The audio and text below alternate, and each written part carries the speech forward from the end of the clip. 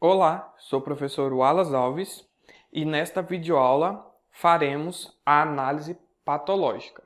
O enunciado deste caso diz o seguinte: baseando-se nas informações fornecidas para o caso abaixo, realize a análise patológica para os itens a seguir. Letra A, problema. Letra B, tipo de vício ou defeito, aparente ou oculto, justifique.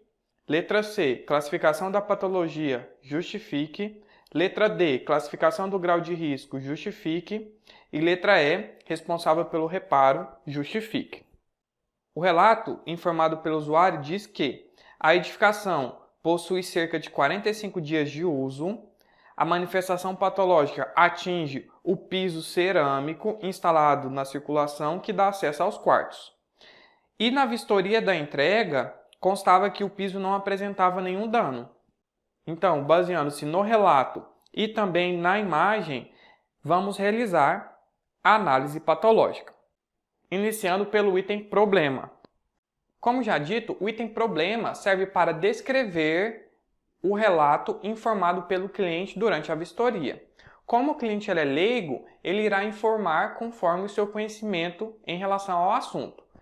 Portanto, analisando a imagem, é possível notar a presença de manchas no piso.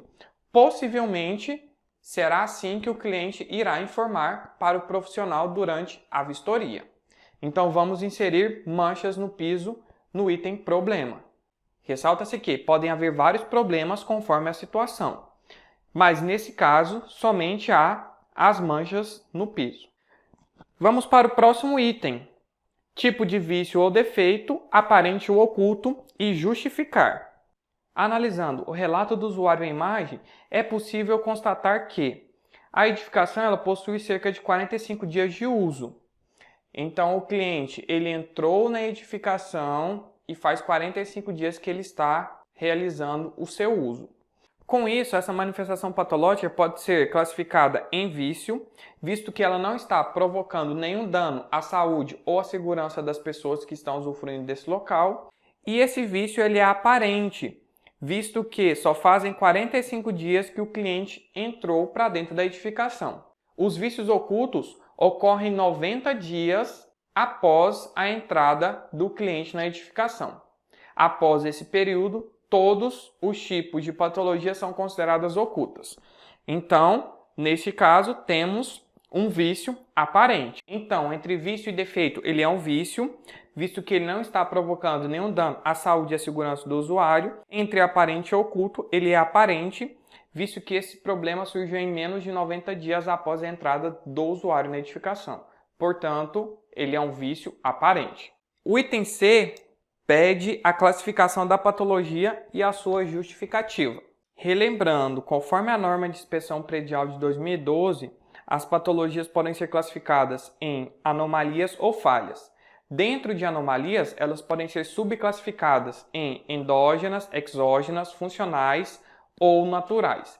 E dentro de falhas, elas podem ser subclassificadas em de planejamento, de execução, operacional ou gerencial. Neste caso, nota-se que, conforme relato do usuário, na vistoria de entrega constava que o piso não apresentava nenhum dano. Então, esse vício aparente ocorreu após a entrada do cliente na edificação. Então, se foi o usuário que provocou este vício aparente, essa patologia pode ser classificada em uma anomalia exógena, que foi provocada por terceiros, ou seja, pelo usuário da edificação durante a sua utilização. O próximo item é a classificação do grau de risco e a sua justificativa. Então, a classificação do grau de risco ela é feita basicamente através do grau de recuperação da edificação. Nesse exemplo, é possível verificar que pode-se realizar a troca das placas cerâmicas que estão manchadas e o sistema de piso retornará a cumprir as suas funções de forma adequada. Nesse exemplo, por enquanto, há somente um desconforto visual para as pessoas que estão usufruindo da edificação. Então, a classificação do grau de risco ela é mínima e o seu nível ele é baixo. ou até baixíssimo, porque não há possibilidade desta patologia provocar nenhum dano às pessoas que estão usufruindo do local. Ou seja, eu posso esperar um tempo para reparar essa patologia, não precisa ser de imediato. Por isso que o grau de risco é classificado em mínimo, baixo.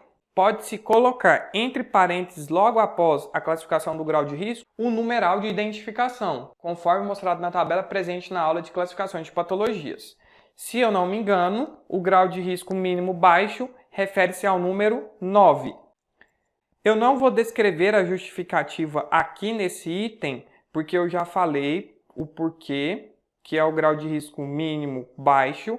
Vocês descrevam nos estudos de vocês. Sempre eu peço para justificar, porque no laudo há necessidade de se justificar porque você inseriu esse grau de risco. E para finalizar, temos o item responsável pelo reparo e a sua justificativa. Em relação à responsabilidade pelo reparo, o Código de Defesa do Consumidor, ele descreve que o reparo ele pode ser realizado pelo construtor ou executor, pelo engenheiro projetista ou executor da obra e também pelo usuário. Neste exemplo, como já descrevemos lá no item classificação das patologias, que ela é classificada em uma anomalia exógena, devido ao usuário ter provocado a manifestação patológica, portanto, o responsável pelo reparo será o usuário, visto que ele usou o sistema de piso de forma inadequada. Mas como de forma inadequada? Pode ser que ele tenha aplicado um produto de limpeza não especificado no manual de operação e manutenção que provocou o aparecimento dessas manchas. Portanto, se ele fez esse procedimento inespecificado no manual de operação e manutenção, ele é o responsável pelo reparo deste dano. Em relação à primeira análise patológica, era isso. Vejo vocês nos próximos vídeos. Até lá!